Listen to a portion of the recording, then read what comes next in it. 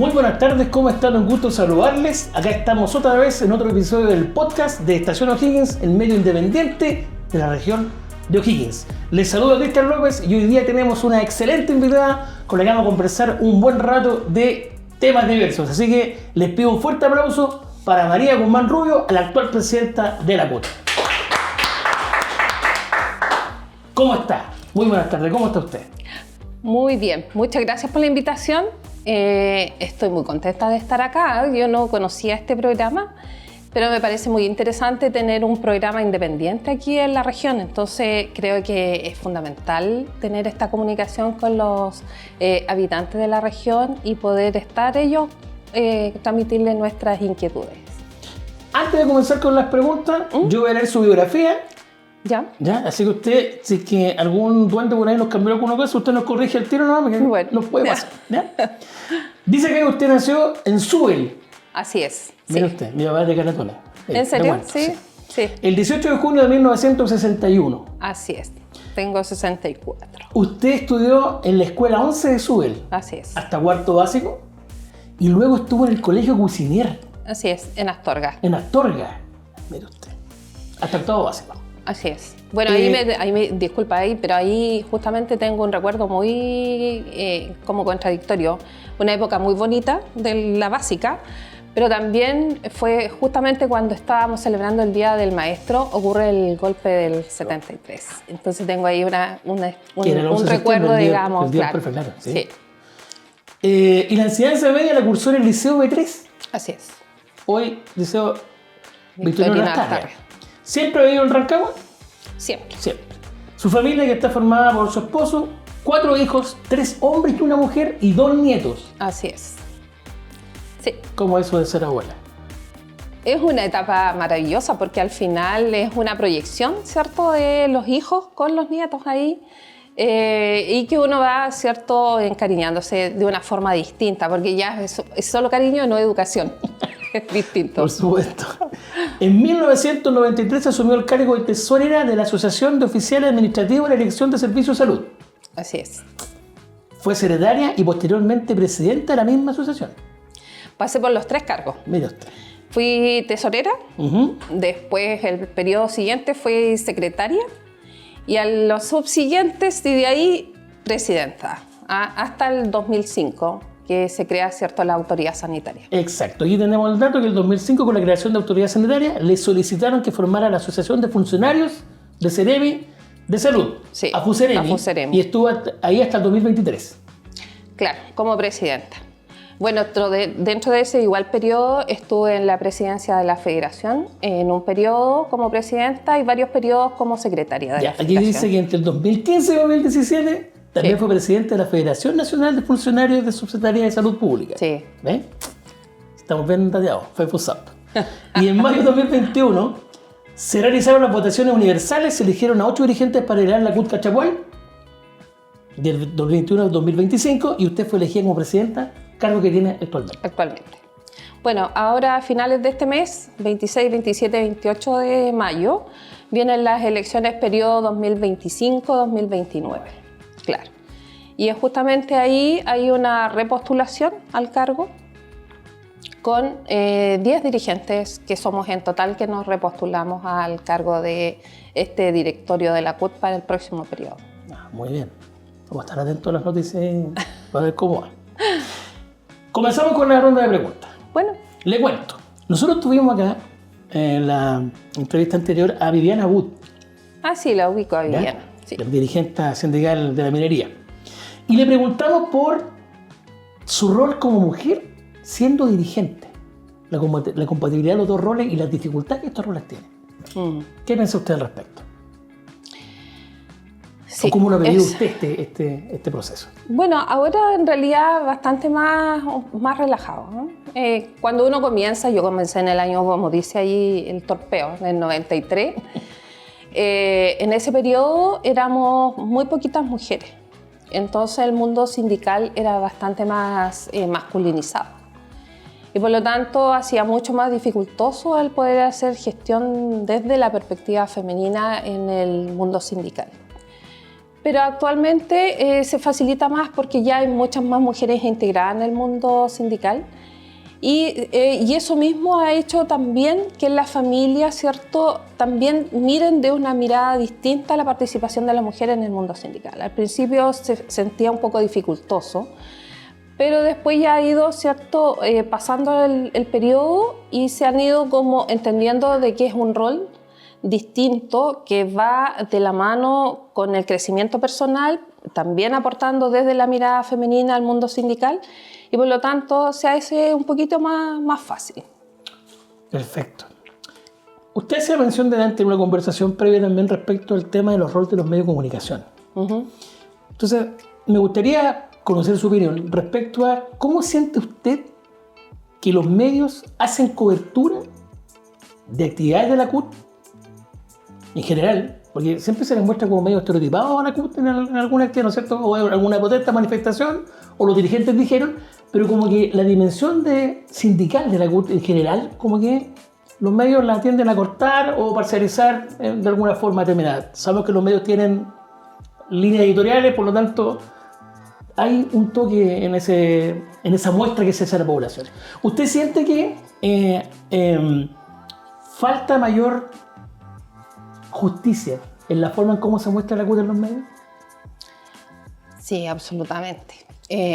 Por ejemplo, ahora la cobertura de lo que se hizo en el 1 de mayo, a través de un editorial, digamos, de aquí, de un diario regional, en vez de mostrar, digamos, la unificación de los trabajadores, que a lo mejor era poca la participación, efectivamente, pero yo creo que lo fundamental ahí es justamente la unión. Lo que busca ese acto, ¿cierto?, no cuánta gente va, sino que la significación real y concreta de lo que es.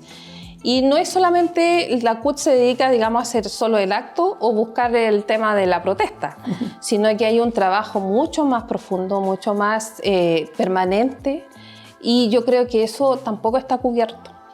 Nosotros, por lo menos en la CUT regional, acá en Cachapual, tenemos hartas actividades, muchas. Participamos de muchas mesas de trabajo. Estamos en diferentes áreas de conversación con las autoridades, observatorio laboral, estamos con el Centro de Formación Técnica de San Vicente, porque somos parte del directorio de ese centro de formación. Estamos en el CENSE, dentro del Consejo también. Entonces tenemos una variedad, digamos, de tareas que cumplir, pero ninguna de esas las cumple ni las releva, digamos, los medios de prensa. Y yo creo que ahí, claro, no aportan, digamos, y los trabajadores se van quedando con esta visión como conflictual, digamos, del dirigente, que solamente está para los actos que se ven, o para, ¿cierto?, convocar a paro, que más o menos que creen que esas son como las dos acciones principales de los dirigentes, pero hay muchísimas tareas que hay que cumplir. Y además de eso, cuando hay trabajadores que tienen ciertos problemas de maltrato o necesitan asesoría, van a nuestras oficinas y ahí siempre encuentran, ¿cierto?, una orientación y un apoyo, claro, para poder, ¿cierto?, buscar solución a sus problemas. Entonces, no es solamente eso, yo creo que ahí falta, digamos, un poco... Justicia. Falta justicia en mostrar el trabajo de la CUT. Así es. Mire, de esto se desprenden dos preguntas a propósito justamente esta idea del 1 de mayo. Hacíamos también memoria, antes de comenzar la entrevista, de que era muy importante la presencia de autoridades en los actos del 1 de mayo. Autoridades en general, ¿no es cierto? Políticas, eclesiástica incluso, tenía en su momento la iglesia participación muy importante en esto. ¿Cómo toma usted esta ausencia? Esta falta de autoridades en esta conmemoración que es tan importante. Por lo menos yo no me podría quejar, digamos, en las convocatorias que nosotros hemos realizado desde la CUT Cachapual durante estos periodos que nosotros hemos estado liderando la CUT, porque afortunadamente hemos tenido buena relación con las autoridades locales, ¿ya? Y hemos tenido la presencia de las autoridades en el acto del 1 de mayo. En esta oportunidad estuvo la directora del trabajo, estuvo el Ceremi del trabajo, estuvo la diputada Marta González en el acto, entonces, y estuvo Roque, que es el jefe de gabinete, ¿cierto?, de la senadora Sepúlveda. Entonces, yo siento de que por lo menos en nuestro punto no tenemos, digamos, esa problemática. No sé qué ocurre en las otras regiones, pero efectivamente en el acto central a lo mejor de la CUT puede que ahí falte, digamos, las autoridades que debieran, ¿cierto?, estar presentes, porque al final, sean autoridades o no, son trabajadores. Exacto. Claro. Una buena reflexión esa es muy importante. Que Sí. Puede ser un olvido ese voluntario o involuntario, pero Sí, es muy yo importante. creo que es más voluntario que involuntario. Claro que sí. Sí. Bajo ese diagnóstico, ¿usted cree que la sociedad chilena, y particularmente el caso de O'Higgins, se entiende el valor de la organización sindical? ¿Siente usted que la sociedad de Rancagüina o Requino, Arrengo, Litueche tienen una valoración respecto a los sindicatos? Sí, yo creo que sí. Lo que pasa es que a la gente le da miedo participar, digamos, directamente del sindicato o decir de que está en el sindicato o que tiene la intención de formar un sindicato. Muchas veces eso ocurre porque justamente el empleador, en el momento en que se dice que se va a formar el sindicato, despide a los trabajadores. Y los trabajadores de alguna forma buscan formar la organización sindical porque sienten que a través de eso sí pueden levantar sus demandas y presentar sus necesidades. Hay un interés de los trabajadores, pero también tenemos esta problemática de los empleadores que ponen estas trabas para que se formen. Y hay otras también que tenemos que reconocer. Muchas veces hay dirigentes, ¿cierto?, que mal usan, digamos, el tema sindical. Y eso hace también, ¿cierto?, retrotraer al interés de repente de algunos trabajadores. Pero esas malas experiencias son las menos, ¿eh? Yo por lo menos dentro de lo que yo llevo como dirigente sindical, he conocido sí dirigentes que han mal usado, digamos, el fuero sindical, ¿cierto? Han usado mal sus privilegios, digamos, entre comillas, como dirigente. Pero sí he conocido muchos dirigentes que se la juegan permanentemente por sacar adelante su organización y poner al frente, digamos, las necesidades de los trabajadores. Y frente a eso, por ejemplo, claro, estamos súper claros de que hay desde una cortina editorial de ciertos medios, ¿no es cierto?, para presentar el trabajo que la CUT hace, o simplemente desinterés, nomás es un tema que los medios tienen que definir. Pero ya usted mencionó el tema de una cierta autocrítica cuando hay dirigentes que no hacen bien o no usan bien el rol que tienen por el cual fueron elegidos. ¿De qué forma la CUT puede revertir, digamos, esta situación o esta imagen como no, los dirigentes sindicales están aquí para apropiarse del poder nomás y usan ¿de qué forma la CUT podría, comillas, autocríticamente decir, quizás nos faltó algo o nos falta hacer algunas cosas? Lo que pasa es que cada organización sindical tiene una autonomía sindical, ¿ya? Y es ahí a donde justamente los trabajadores tienen que saber usarla. Perfecto. La CUT no puede, ¿cierto?, aglutinar a las organizaciones sindicales. Están bajo el paraguas de la CUT. Y hay compromisos éticos que uno tiene que asumir para asumir como dirigente. Pero los que tienen que exigir, ¿cierto?, el compromiso real del trabajo sindical son los mismos asociados. No puede venir, ¿cierto?, el vecino a decirle, oiga, preocúpese de esto, ¿no? Soy yo que estoy viendo afectada, ¿cierto?, o afectado por un mal actuar del dirigente y yo tengo que decirle, oye, la estás embarrando, o sea, aquí, próxima vez que haya votación, yo no voy a votar por ti porque no me estás representando, ¿cierto? Es un poco la ilógica de la ciudadanía cuando no exige no le exige a su autoridad electa. ¿No? Claro, es lo mismo que cuando uno va a votar, ¿cierto?, por una autoridad pública. No sé, por lo menos yo creo que uno se tiene que preocupar de cuál es el historial. O sea, yo tengo que ver primero el dirigente sindical, ¿cierto?, qué fue lo que hizo, pedirle una cuenta, una trayectoria, ¿cierto? Y en base a eso a lo mejor hacer mi voto. Pero no es dejarlo como a la libertad, porque yo creo que ahí es donde nos falta todavía educarnos un poco en todos esos ámbitos, digamos, de votación, justamente porque así podemos ir mejorando todas las institucionalidades que hay. tanto gremiales como también gubernamentales. Esto es un interesante llamado, porque en realidad se tiende a ser muy proteccionista en esto, como que alguien viene a rescatarnos de esta situación, cuando en realidad el principal afectado es el que tiene que estar permanentemente exigiendo, ¿no es cierto?, sí, que se cumplan las cosas como tienen que cumplirse. Bueno, mira, yo le quiero comentar algo que ocurrió hace 3 años atrás en Codelco, donde hubo un despido masivo de trabajadores, alrededor de 80 trabajadores. Eso fue, digamos, en un proceso de negociación y varios de ellos, ¿cierto?, tenían la propuesta de Codelco. Y cada uno de ellos fue a su respectivo sindicato y se la presentaron. Algunos trabajadores dijeron, no estamos de acuerdo, sí, levantemos más, bajemos. Dieron su opinión respecto de esa propuesta. Pasado un rato, 80 trabajadores fueron despedidos después de ese proceso. Nadie entendía por qué. Codelco levantó una nómina, 80 trabajadores despedidos.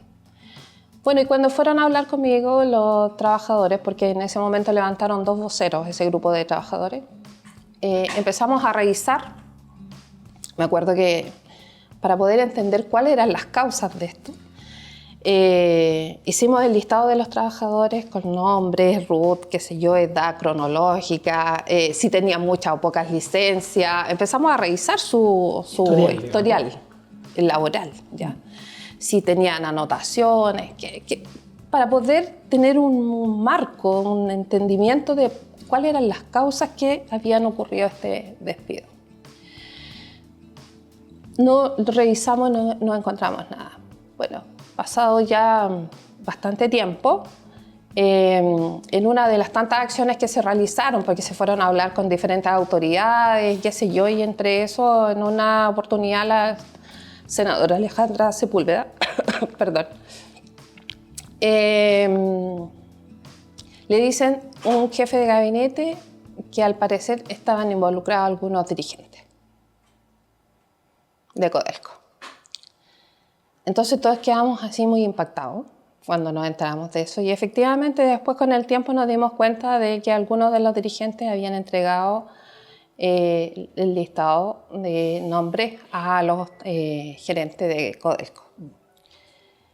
Y ahí donde uno dice, ¿cómo es posible que ocurra esto? O sea, 80 trabajadores que son multiplicados por 4, que son familias, que tienen absoluto derecho de oponerse, digamos, a una propuesta, pero que eso no signifique, digamos, perder su trabajo.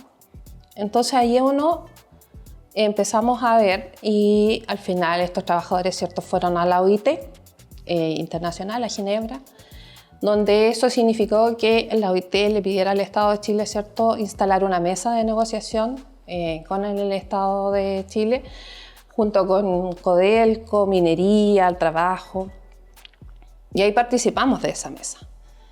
Y bueno, y ahí después, dentro de ese proceso, nos fuimos enterando de una serie de detalles que de verdad nos quedamos muy pasmados y lamentamos que esos dirigentes todavía sigan estando presentes. Entonces ahí hay que uno tiene que hacer el llamado, ¿cierto?, y decir que los trabajadores no pueden seguir votando por ellos, porque eventualmente en un futuro pueden correr el mismo riesgo que le ocurrió a este grupo de trabajadores que afortunadamente después de este proceso algunos retornaron a su lugar de trabajo y otros fueron, ¿cierto?, indemnizados por el tiempo que estuvieron afuera y claro, y tuvieron que buscar otras alternativas de vida, pero el llamado es a eso, a que justamente la gente tenga cierta opinión y castigue este tipo de acciones que no se pueden permitir. Sí, hay dos elementos importantes ahí.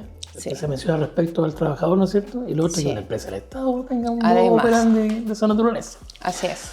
Ya, vamos con la siguiente pregunta. Hay grupos conservadores, generalmente vinculados a un sector político más, como la derecha que los otros, que también lo hay en todo caso en el centro, y acusan en redes sociales a que el movimiento sindical está secuestrado por la izquierda, que es un discurso como muy clásico ese, que solo busca bonos, beneficios. ¿Cómo se responde a estas críticas? Y eso es como caricatura en realidad muchas veces, pero... Es que yo creo que eso es lo más fácil. Porque el que tiene, ¿cierto? El que siempre ha tenido, nunca va a querer, digamos, a lo mejor perder y pensar que a lo mejor el otro necesita. Si no tengo necesidades, no puedo pensar si el otro necesita o no necesita. Yo creo que aquí justamente las necesidades se plantean porque son necesarios, porque ahora justamente la CUT ya no está pidiendo un sueldo mínimo. Está pidiendo un sueldo vital. ¿Y por qué se está pidiendo un sueldo vital? O sea, a eso tenemos que preguntarnos, ¿cierto? Está diciendo la CUT que un sueldo vital es necesario para poder llegar a final de mes, para los gastos mínimos de la casa. Entonces, el que digan que siempre uno está pidiendo bonos, mejoras, es porque realmente es necesario. Y no es porque se nos ocurra, digamos, porque uno ve la realidad. Y esas demandas, sabes que es súper importante entenderlas porque no es que, digamos, la cúpula, por decirlo de alguna forma, de la CUT, se le ocurrió un día, hoy día vamos a pedir un sueldo vital. No es así. Sino que ese es un levantamiento, ¿cierto?, desde las bases de las necesidades de los trabajadores. Porque la CUT construye este pliego, ¿cierto?, a través de organización. Primero, ¿cierto?, se hacen asambleas, se levantan con los sindicatos, después se va a consejos nacionales de la CUT, donde van todos los dirigentes de la CUT, son ciertos dirigentes CUT, o bien, ¿cierto?, de confederaciones o federaciones. Y entonces ahí se plantea un pliego y en base a eso se plantean, digamos, las demandas al gobierno. Entonces no es que haya un día se le ocurrió a alguien una ocurrencia de un momento a otro, sino que es el peso de lo que está viviendo la gente en lo que se demanda. Y eso es justamente lo que está todo el tiempo planteándose estas necesidades. De esa forma también se respondería, por ejemplo, la pregunta clásica respecto a que el aumentar derechos va a traer menos crecimiento, que es como el mismo eslogan que mencionaba por en la pregunta, ¿no es cierto?, que es como un tema clásico en los empresarios o en movimientos políticos más conservadores, más liberales o neoliberales, como quieran. Este tema de que al entregar más derechos estamos frenando el crecimiento del país. ¿Sería un poco la misma forma de responder claro que sí. a esta caricatura? Porque al final, ¿cierto?, si tú tienes trabajadores bien remunerados, ¿cierto?, reconocidos, siempre vas a tener a alguien disponible para trabajar un tiempo extra y de buena forma, pero tienes que reconocerle su trabajo. El empresario no es nada si no tiene trabajadores. Puede tener una tremenda empresa con infraestructura, con manos, ¿cierto?, con tecnología de punta, digamos, ¿ah? Pero si no tiene trabajadores, ¿para qué le sirve? Entonces aquí tiene que haber un complemento. Yo le pago bien, pero necesito tener trabajadores, porque si no, ¿cómo funcionamos? ¿Cómo produce? Sí. Claro. ¿Y esa relación usted la percibe como positiva en general con los empleadores? ¿Hay como disposición o el espectro es muy variable al respecto? Es variable. Pues yo le puedo comentar, por ejemplo, en una viña por aquí cerca, estaban haciendo la producción de un vino que esa viña pequeña le vende, ¿cierto?, a una viñera más grande, a una empresa vitivinícola. Estaban en la producción y resulta de que se echó a perder la máquina. Entonces le piden al trabajador que estaba manipulando la máquina que la arregle. Entonces le dice que no puede porque él no es parte, digamos, del equipo de mantención y que por lo tanto él no podría, digamos, hacer una tarea que no le corresponde. Entonces le dice que no, que necesita la producción ahora ya. Entonces él va a hacer lo que puede, la arregla, la máquina explota, una esquila le cae en el ojo, lo traen a la mutual, qué sé yo, y le parchan el ojo, lo dejan 5 días con licencia, vuelve porque empieza a tener problemas de nuevo a la vista, lo vuelve a ver un segundo médico, una segunda opinión, y le dice, oye, no, es que tenés que irte rápidamente a que te operen porque tienes desprendimiento de retina.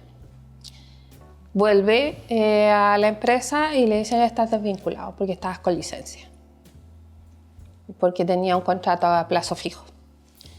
Entonces ahí tú te das cuenta de la inhumanidad también. porque lo dejan con atención médica, porque ya había sido parte, digamos, dentro del, ¿cierto? Del contrato, había ocurrido el accidente, pero lo dejan sin sueldo. ¿Y cómo se recupera ese trabajador? O sea, ¿y la familia? Entonces ahí hay cosas que de repente... Claro. Entonces ahí hay temas que de repente... Y eso no lo vemos nosotros. Yo tengo 1.000.000 de historias que ocurren aquí en nuestra región con empleadores, ¿cierto?, que son de nuestra región. Entonces ahí aprovecho de hacer un llamado a los empleadores, ¿cierto?, que sean un poco más humanizados, porque de verdad que si no hay trabajadores no pueden producir y tienen que tratarlos bien, porque si no, ¿cómo avanzamos? Si al final el beneficio es para todos. Ellos, claro, ponen capital, pero también el trabajador tiene que poner, ¿cierto?, su tiempo, su familia, su salud en beneficio, ¿cierto? Y también tiene que ser recompensado de acuerdo a lo que ellos producen. Mari, la voy a llevar ahora a un plano bien regional. Una pregunta bien específica respecto a un diagnóstico particular que la pregunta nos refleja acá. Cuando hablamos de sindicatos, en la mente en general se nos vienen servicios públicos, Codelco, Agrosuper, colegio, ¿no es cierto? ¿Qué pasa con el mundo agrícola? Es tremendo el mundo agrícola. Ahí hay una precariedad muy salvaje. Tenemos, casi podríamos decir, hablar de trata de personas. ¿Ya? No hace un par de años atrás murió un grupo de trabajadores bolivianos en un furgón. Usted, yo me imagino que se recuerda, estaban, ¿cierto?, siendo trasladados en el camino a la fruta. Hace muy poco, ahora unos 2 años, me llegó una situación de un trabajador boliviano a la CUT. Pero él no, sino que me llegó, digamos, su situación por otro dirigente que tuvo un accidente grave, estaba sin contrato. Y cuando empezamos a investigar sobre la situación, cómo poder, ¿cierto?, cubrir su problemática de salud, nos dimos cuenta de que habían ido a buscarlo a la frontera, lo habían traído, le habían ofrecido vivienda, le habían ofrecido trabajo, y cuando llegó acá se encontró que nada de eso era real y con un contrato que nunca fue firmado. Entonces ocurre el accidente, estaba en la cosecha de la pera, cae con el capacho en brazos, y cae de pie al piso, a la tierra, y se fractura los 2 fémures. Eso fue como a las 9 de la mañana, quizás, probablemente un poco antes. Y eso significó que la contratista, que era directamente su jefatura, porque estaba trabajando en un fondo para el lado de San Vicente, no le creyera inicialmente de que se había fracturado. Después lo tomaron en banda, digamos, en una manta, lo subieron al furgón, lo anduvieron transitando durante todo el día, hasta que llegó a las 7 de la mañana, a 7 de la tarde, a Red Salud. Y ahí, obviamente, se dieron cuenta de que tenía gravedad, digamos, del accidente. Afortunadamente no falleció, porque podría perfectamente haber fallecido. Y eso nos da cuenta, digamos, de toda esta trata de personas en el fondo que hay encubierta. El mundo laboral agrícola en nuestra región es muy, muy complejo. La gente de la Inspección del Trabajo tampoco da abasto, digamos, para eso.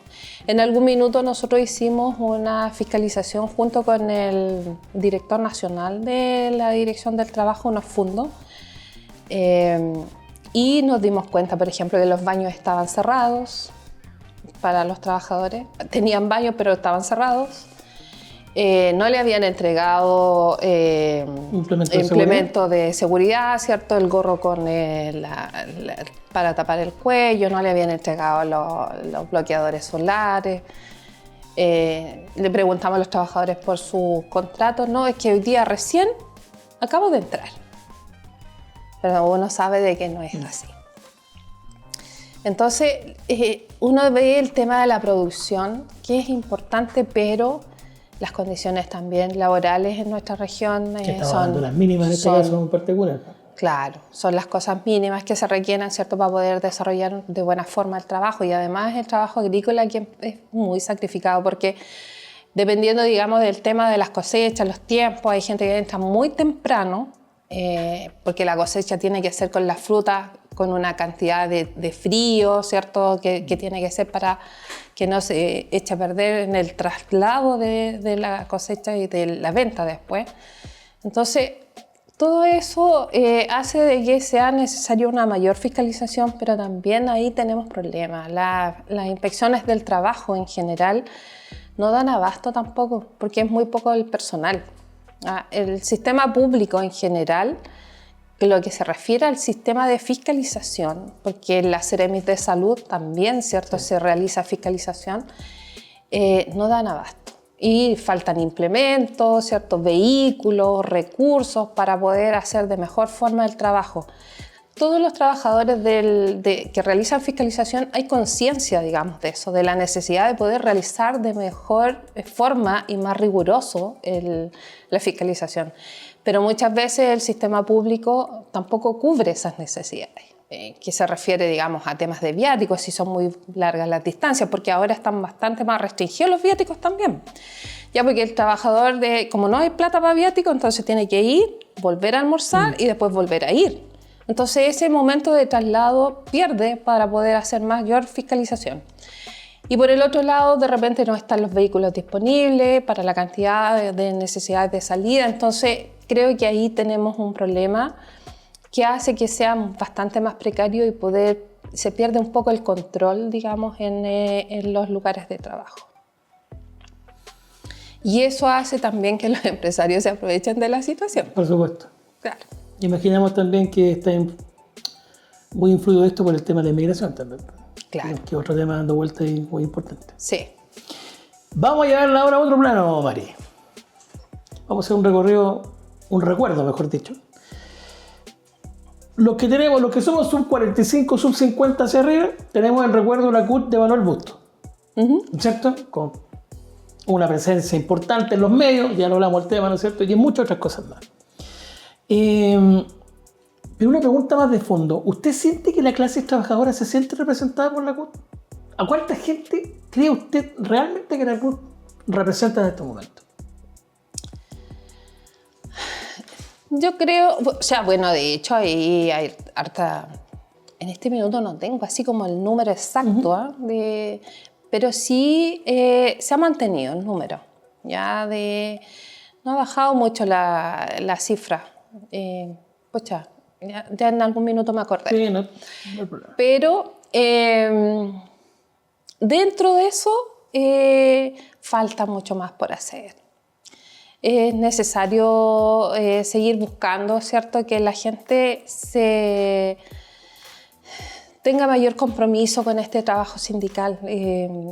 Claro, tenemos estos vaivenes de dirigentes que están medio amarillos de repente, pero hay gente que efectivamente está comprometida y eso ha hecho que el mundo sindical se mantenga, ¿cierto?, y que pueda seguir avanzando, porque no podemos negar, ¿cierto?, que la CUT ha negociado cosas importantes para la comunidad y la gente en general. Y eso tiene que hacerle sentido a los trabajadores, pues, y buscar, digamos, el refugio a través de la organización sindical para, a su vez, ¿cierto?, sentirse representados por la CUT. Yo creo que muchos tenían como el sentido de que anteriormente la CUT estaba secuestrada por los comunistas. No, todo el mundo sentía como que la CUT era solo de puros comunistas, era un nicho de comunistas. Pero los comunistas, yo no soy comunista, yo soy independiente, no soy militante de ningún partido.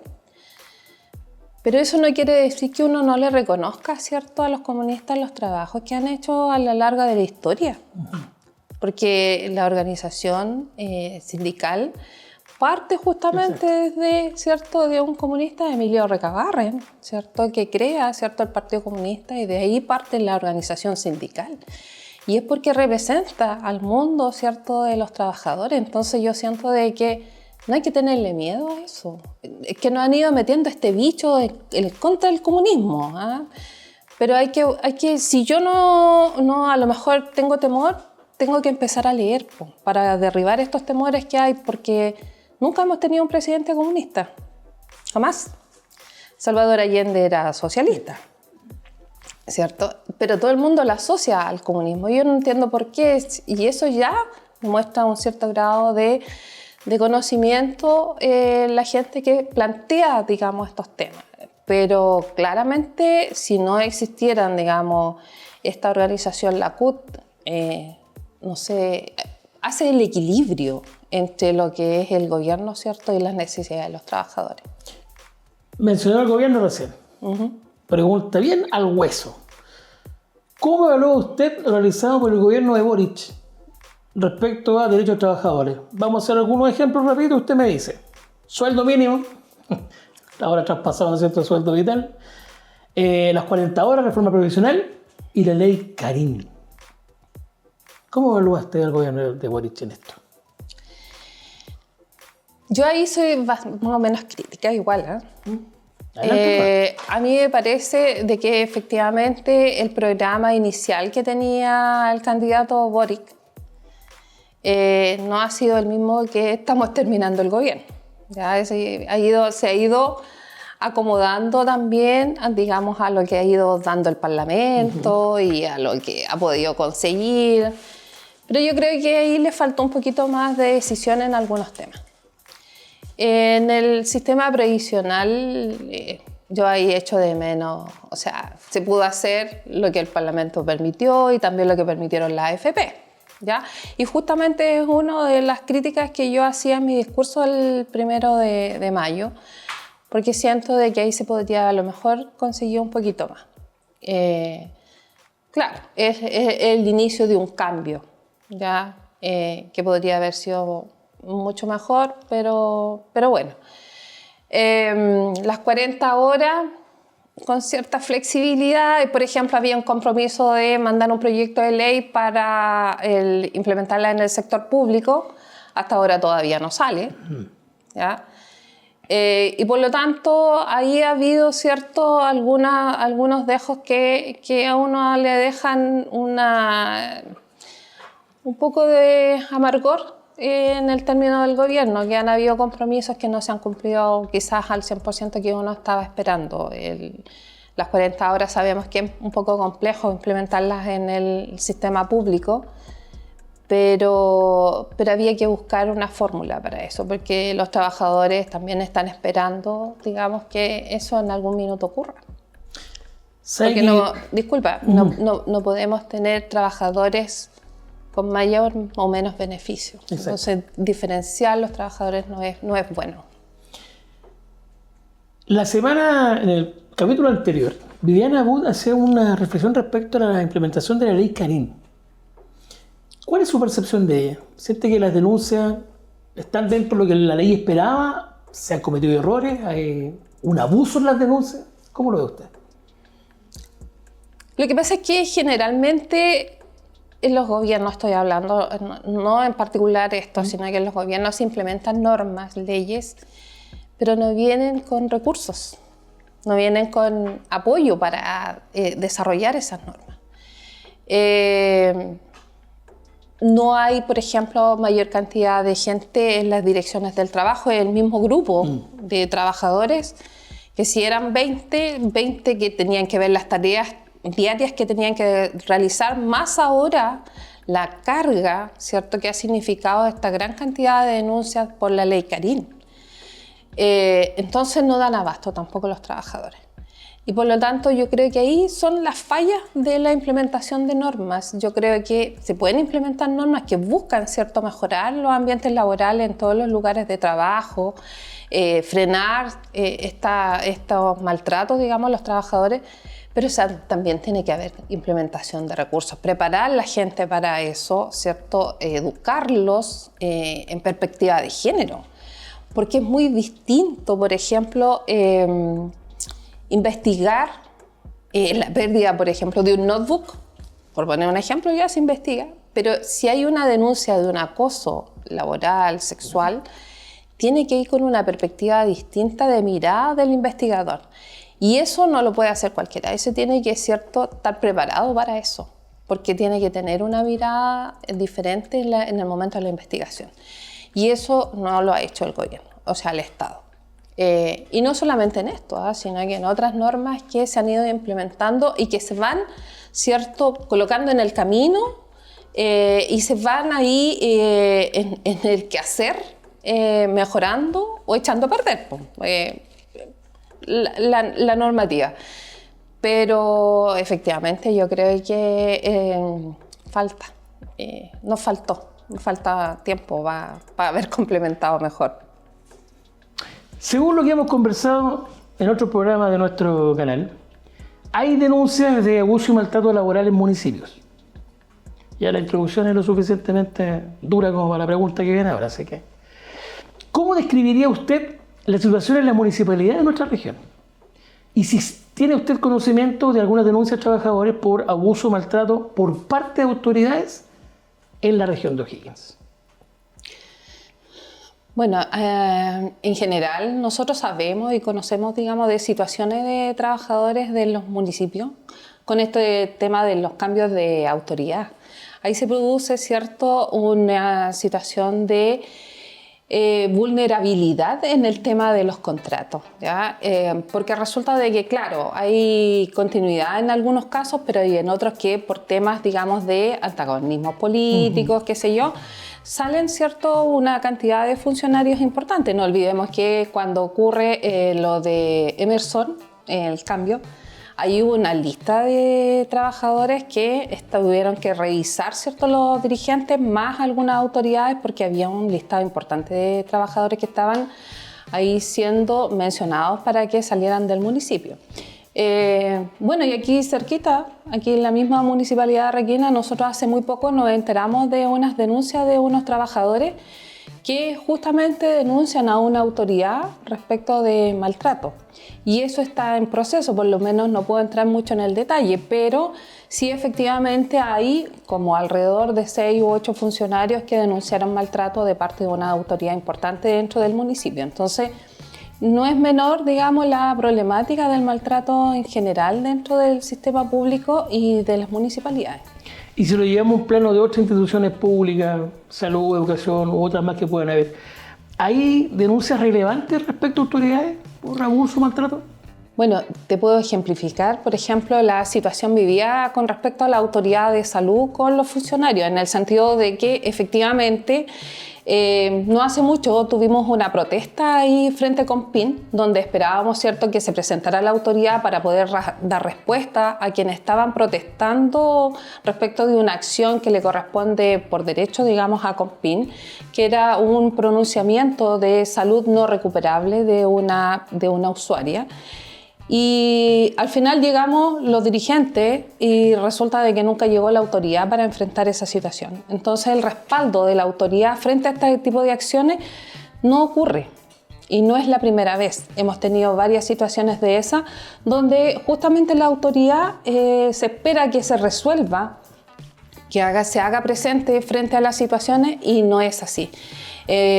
Tenemos, por ejemplo, la situación de una exfuncionaria, ¿cierto?, que se retira de la institución, ella pide una reconsideración, ¿cierto?, a la Seremía de Salud y después de un año recién le responden una carta y donde además le dicen de que no es posible solucionar su problema.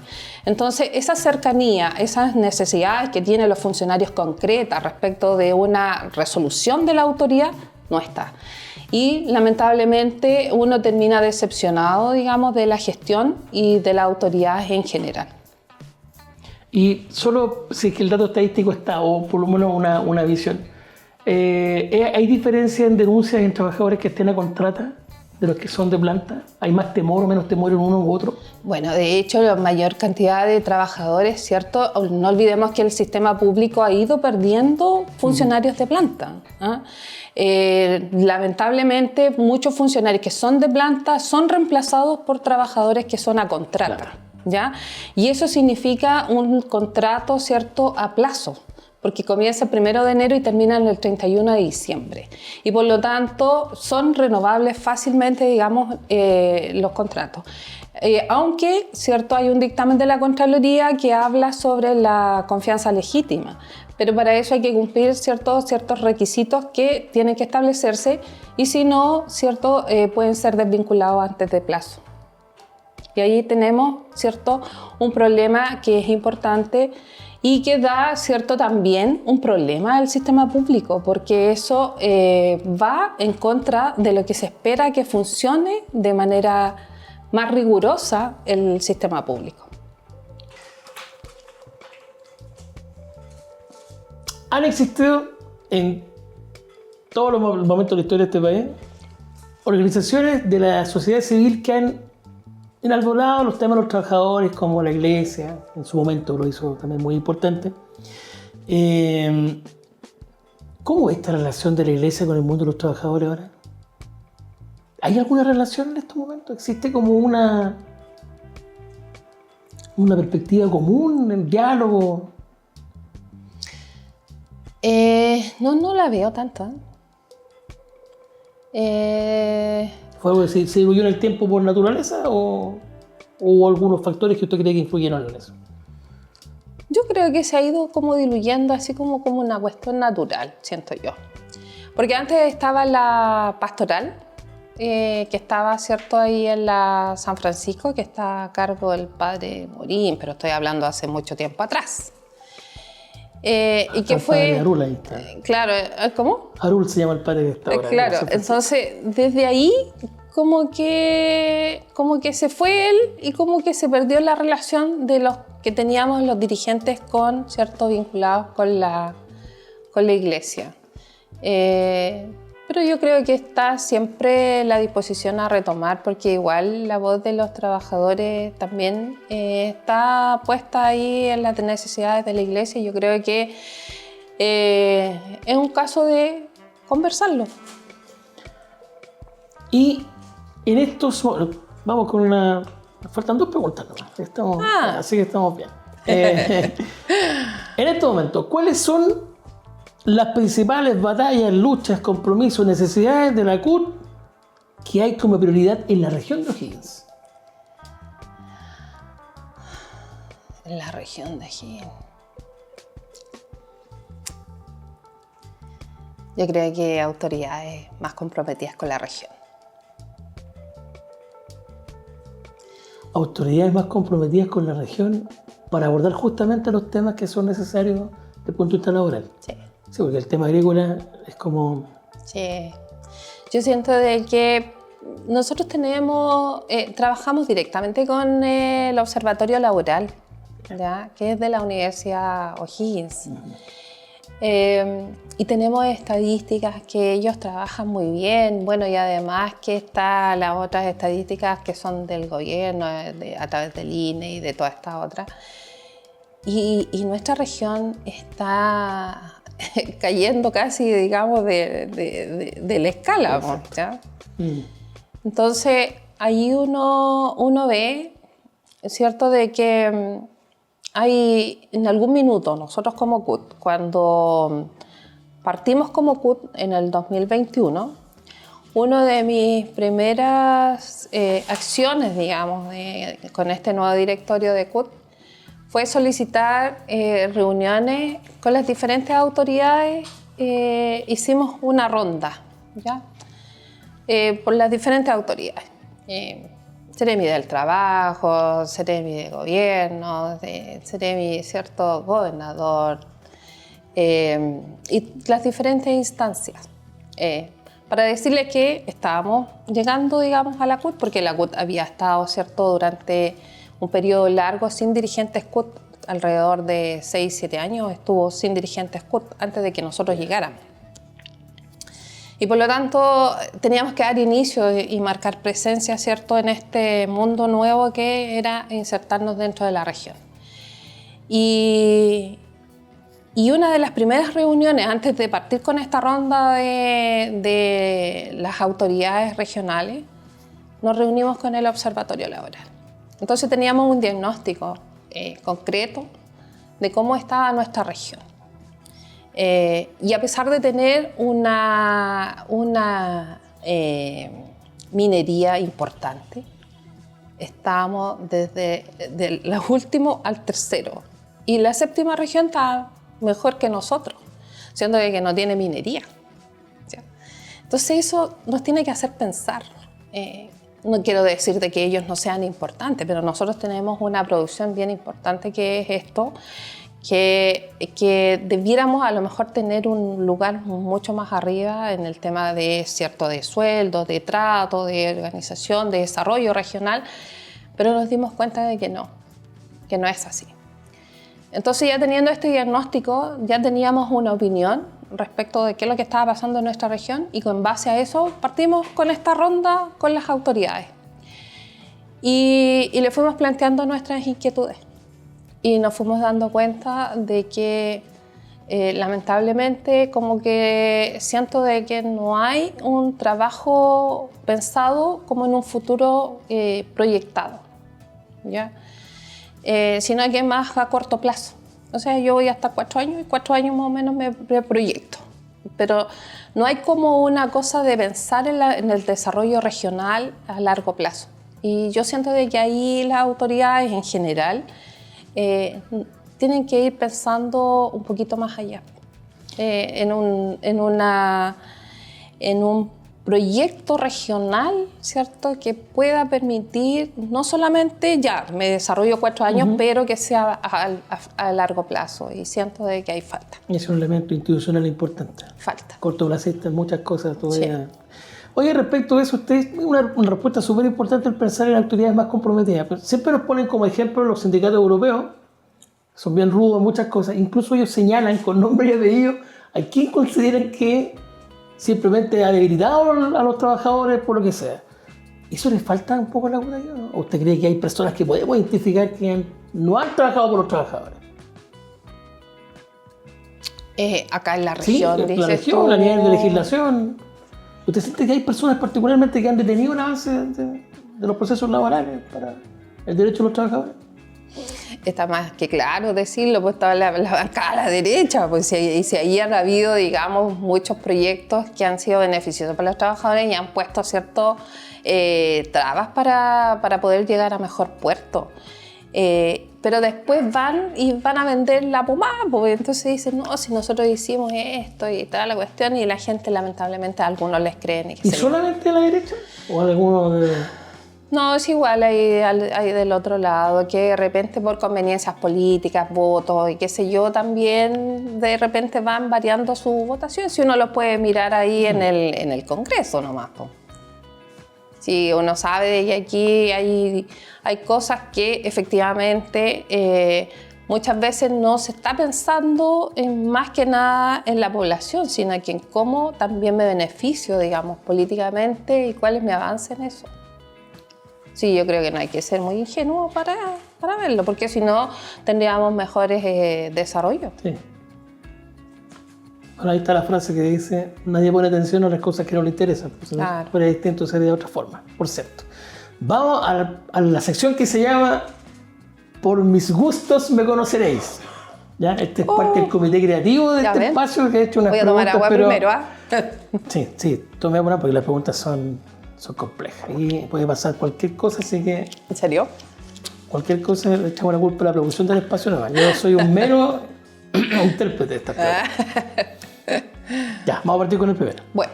¿Del cuál club deportivo chileno de fútbol es usted hincha? O sea, yo con una cuestión tradicional nomás, pero yo de fútbol no entiendo nada. En mi casa todo el mundo habla del Colo-Colo. Partimos mal. No, estamos bien. Pero ahí en mi casa están todos divididos, pero yo por lo menos puedo hablar por mí que mi familia es colocolina. Yo estoy realmente identificado, ustedes podrán ver que... Celeste. Bueno. ¿Canción favorita? Una, ya sí, pueden ser muchas, pero millón de... No sé, a ver... Hoy nunca había pensado así como en algo tan particular. Son muy astutos nosotros las preguntas. ¿Cierto? Sí. ¿Cuál canción sería? Creo que lo voy a pensar. Ya. Esta es más complicada que la anterior. ¿Película favorita? Ah, esa sí la sé. Cubo. Me encanta la música de Cubo. Es un tema de los Beatles. Sí. Mire. ¿Cantante favorito o favorita? Cantante. Pues ya tengo hartos, pero todas me gustan. Pero uno sí que sea más... Phil Collins. Phil Collins. ¿Color favorito? El azul. ¿Plato de comida chilena favorito? Millón tengo, pero es que hace mucho tiempo que no como, sí, es la carbonada, sí. No, esa me encanta. ¿Personaje femenino chileno que admira? ¿Esté vivo o haya fallecido? Pues ya tengo hartas, pero ¿sabes qué? Hay una que a mí me ha marcado, digamos, un poco su historia, porque considero de que no se le ha dado el valor, es a Teresa, la compañerita de Emilio Recabarren. Siento de que ella fue una mujer muy potente. Lamentablemente, muy poca gente la ha valorado, pero para mí ella creo que es muy importante. Ya, pero esto va a causar inmediatamente que la gente vaya a revisar cosas de ella. Sí. Una buena recomendación. ¿Cuál es su amor platónico? ¿Famoso o no famoso? Actriz, cantante, modelo, etcétera. ¿Tiene algún amor platónico? No sé, creo que no. ¿No? Creo que no. Voy a pensarlo. Ya. Tenemos dos pendientes, la canción y el amor platónico. Sí, lo tengo ahí. ¿Tiene algún trago favorito? El Ramazotti. El Ramazotti. Sí. ¿Está como bien de moda el Ramazotti? Sí. ¿Sándwich preferido, favorito? Chacarero. Chacarero. No, ese sí que no me lo pierdo. Llegan los aliens a Rancagua. ¿Ya? ¿Ya? Y le preguntan a usted por una picada en Rancagua para ir a comer. ¿Qué picada recomienda? ¿De Rancagua o de la región de O'Higgins? ¿Dónde nos mandaría a comer?